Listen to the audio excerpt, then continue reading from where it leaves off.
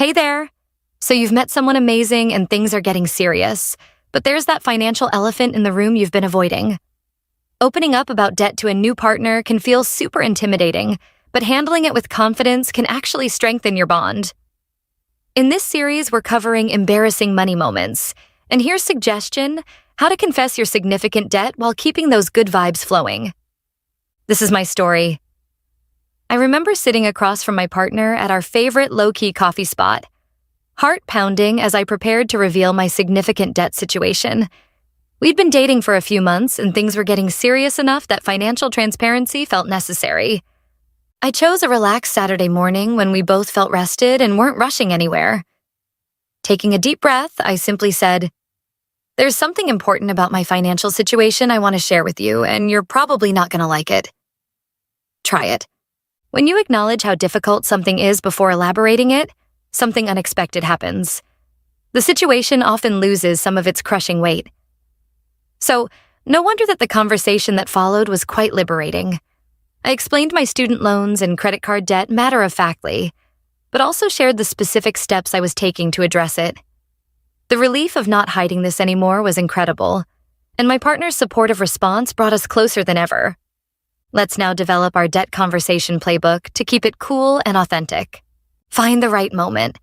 Take advantage of natural finance-related conversations as opening opportunities. When topics like bills, expenses, or even small comments about saving on electricity come up, use these as smooth entry points rather than creating a separate discussion. These organic moments often feel less pressured for both of you. Consider casual setting that feels comfortable but private, where you both feel relaxed and aren't rushed. While it's generally best to avoid bringing up debt during arguments or tense moments, there's an exception worth considering. Some partners respond with particular empathy when you show vulnerability during challenging times. If you're fortunate enough to have a partner who naturally sets aside disagreements to offer support when you're being courageous and open, even an ongoing argument might transform into a meaningful moment of connection. Trust your knowledge of your relationship dynamic. Sometimes the imperfect moment can create the most authentic opportunity for sharing. Present the situation clearly. Balance honesty with perspective. Share the actual numbers without minimizing them, and briefly explain how the debt developed without lengthy justifications. Instead of elaborating on buts and because, focus on your action plan more than the debt itself. Show your money management skills. Demonstrate you're handling it responsibly. For example, I've created a repayment plan that lets me eliminate this debt in approximately 3 years. I'm already 6 months into this plan and haven't missed a payment. Invite their questions. Create space for their natural curiosity. I'm open to any questions you might have about this. I want you to feel comfortable with where things stand. Respect their processing time. Not everyone processes financial information at the same pace. I understand this might be surprising information. Take whatever time you need to think about what I've shared. Now, before we move on to financial intimacy, we've got a whole series on awkward money moments.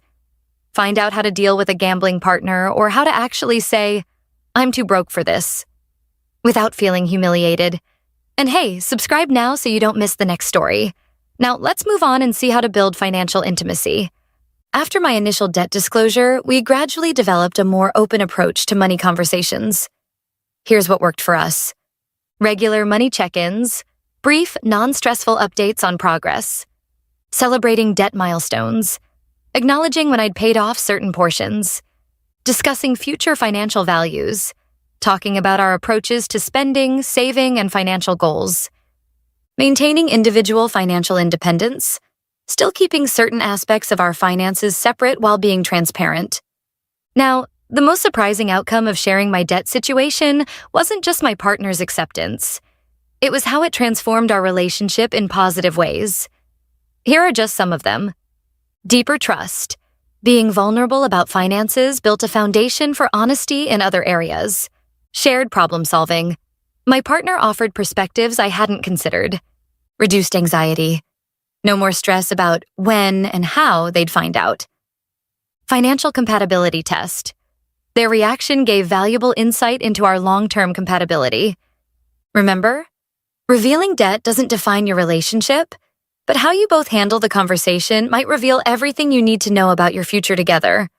Stay cool, be honest, and trust that the right partner will appreciate your transparency more than a perfect credit score. What's your experience with money conversations and relationships? Have you found certain approaches that work particularly well? Please share them in the comment section. If you found these tips helpful, check out our channel's series on surviving embarrassing money moments. Don't forget to subscribe and hit the notification bell to stay updated on our latest stories and advice.